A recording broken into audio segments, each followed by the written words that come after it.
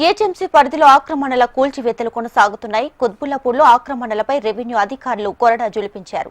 Survey number 79/1 లో వెలిసిన అక్రమ ఇళ్లను రెవెన్యూ అధికారులు కూల్చివేశారు. అధికారుల ముందే సూచిక బోర్డులను కబ్జాదారులు తొలగించారు.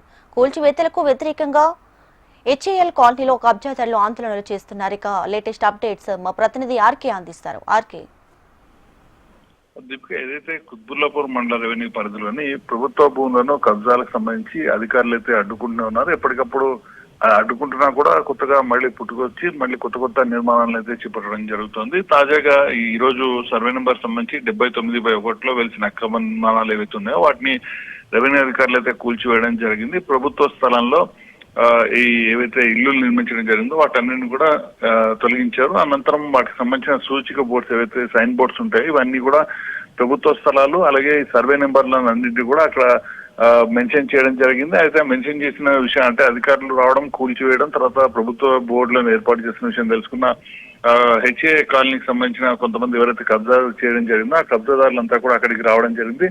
పెద్ద ఎత్తున మొత్తం అక్కడికి వచ్చి మొత్తం ఆ సైన్ బోర్డ్స్ అన్నిటి కూడా తొలగించే ప్రయత్నం చేయడం జరిగింది. అయితే గొడవ జరిగే అవకాశం ఉందని ముందుగానే భావించిన రెవెన్యూ అధికారులు స్థానిక పోలీసులకు కూడా సమాచారం అందించడం జరిగింది. స్థానిక పోలీసులు కూడా పెద్ద ఎత్తున పోలీసులు మోహరించడం జరిగింది. ఎవరైతే కబ్జా చేయడం జరిగింది అలాగే అక్కడ అధికారుల పైన తిరగబడుతున్నారో అలాంటి వాళ్ళందరినీ కూడా అరెస్ట్ చేసి స్థానిక పోలీస్ స్టేషన్ కి అయితే తరలించడం జరుగుతుంది. మొదటిసారి ఎవరైతే కబ్జాకి పాల్పడుతున్నారో వాళ్ళపైన యాక్షన్ ఉండదు, కానీ రెండోసారి చేస్తే మాత్రం ఖచ్చితంగా అలాంటి వాళ్ళపైన కఠిన చర్యలు తీసుకుంటామంటూ కూడా రెవెన్యూ అధికారులు అయితే చెప్తున్నారు. గతంలో కూడా ఈ 79/1 ఏదైతే ఉందో సర్వే నెంబర్, ఈ సర్వే నెంబర్ లోనే ప్రభుత్వ భూమి ఎక్కువగా ఉంది. ఇక్కడ కబ్జాలకు సంబంధించి ఎప్పటికప్పుడు చేస్తూనే ఉన్నారు. ఈ సమాచారం అందుకున్న తర్వాతనే రెవెన్యూ అధికారులు వాటి మొత్తాన్ని కూడా తొలగించడం అయితే జరిగింది. ప్రస్తుతానికైతే ఆ ప్రాంతం మొత్తం కూడా కొంత ఉద్రిక్తంగానే ఉంది.